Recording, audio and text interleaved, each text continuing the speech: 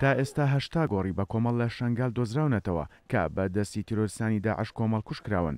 بەڵام بۆی بڵاوبوونەوەی ڤایرۆسی کۆرۆنا پرۆسەی هەڵدانەوەی گۆڕەکان و ڕێکارەکانی ئاشکراکردنی ناسنامەی ڕووفاتی ناو گۆڕەکان بە سستی بەڕێوە دەچێت. ساڵی 2014 دوای پەلاماری تیرۆریستانی داعش بۆ سەر بەشێک لە هەرێمی کوردستان و عێراق لەلایەن چەکدارانی داعشەوە ژمارەیەکی زۆر هاوڵاتی ئێزیدی کۆمەڵ کوشکران و تا ئێستا هەشتا گۆڕی بە کۆمەڵ لە سنووری قەزای شەنگال دۆزراونەتەوە. لە 15 ئازاری ساڵی ڕابردووەوە بە چاودێری ڕێکخراوی نەتوێگرتوەکان و نوێنەری لیژنەی هەماهەنگی نیشتیمانی و دەستگای شەیدانی عێراق و وەزارەتی شەیدان و ئەنفالکراوانی هەرێم و ژمارەیەک لە ڕێکخراوە نێودەوڵەتیەکان دەستکرا بە هەڵدانەوەی گۆڕە بە کۆمەڵەکانی شەنگال. لەو ماوەیەدا بە سێ قۆناغ حەڤە گۆڕی بە کۆمەڵ لە گوندی کۆجۆ هەڵدرانەوە و ڕووفاتی 235 قوربانی دەرهێنران. لە مانگی ڕابردووشدا لە هەردوو گوندی سولاخ و کۆجۆ دوو گۆڕی بە کۆمەڵ دۆزرانەوە کە ئەتیاندا 124 ڕووفات دەرهێنران.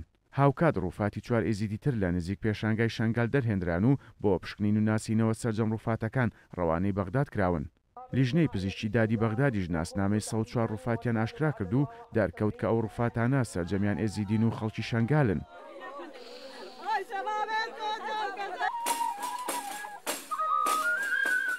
بڕیارە ڕووفاتەکان لە سیوێکی کانونی دووەمی ساڵی داهاتوو لە ڕێوڕسمێکی شایستەدا بە ئامادەبوونی لێپرسراوانی حکوومەتی هەرێمی کوردستان و عێراق و نوێنەری ڕێکخراوە نێودەوڵەتیەکان بهێنرێنەوە بۆ شەنگال و بدرێنەوە دەستی کەسوکاریان.